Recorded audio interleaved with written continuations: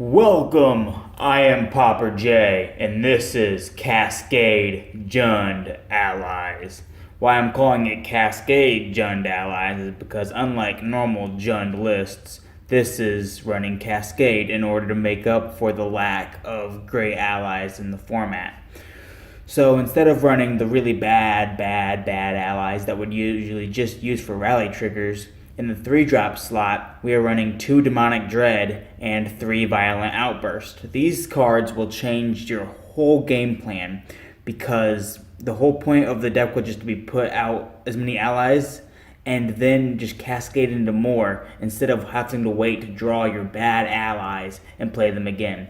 So Demonic Dread is 1 colorless, a black, and a red for a sorcery with Cascade. Cascade is whenever you play the spell, reveal the top card of your library until you reveal a non-land spell that costs less to it, and you may play it without paying its mana cost. So that will play all of our allies and all of the removal in our deck. It also says target creature can't block this turn. Violent Outburst is a colorless, a red, and a green with Cascade. It is an instant, and creatures you control get +1/+0 until end of turn.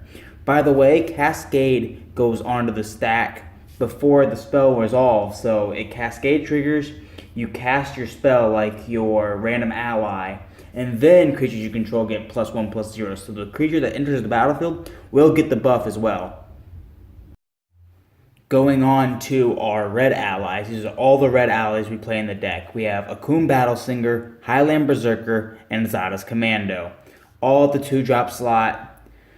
Akoum Battlesinger is a creature, human, berserker ally with haste. Whenever it or another ally enters the battlefield under your control, you may have ally creatures you control get +1/+0 until end of turn. Pair this with one of your Cascade spells and you can be hitting in for serious damage.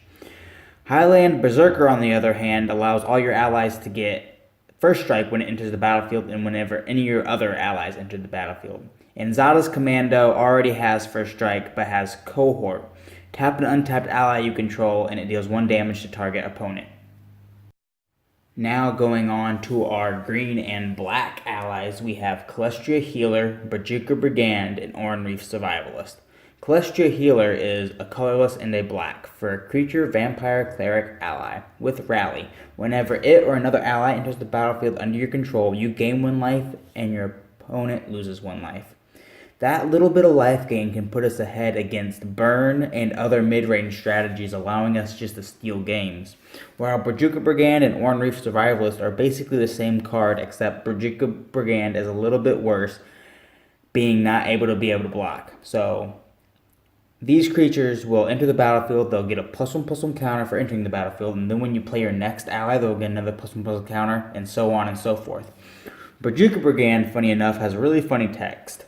I do not do tactics. I don't do guard duty. I do damage. Take it or leave it. And we will take it, this being one of the best cards in our deck along with the oran-rief Survivalist.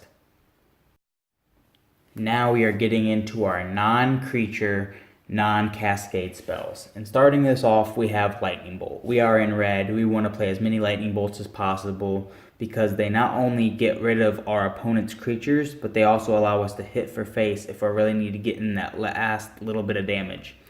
Diabolic Edict, on the other hand, allows us to deal with the bigger threats like maybe a unprotected bogle or maybe even a Gurmag Angler.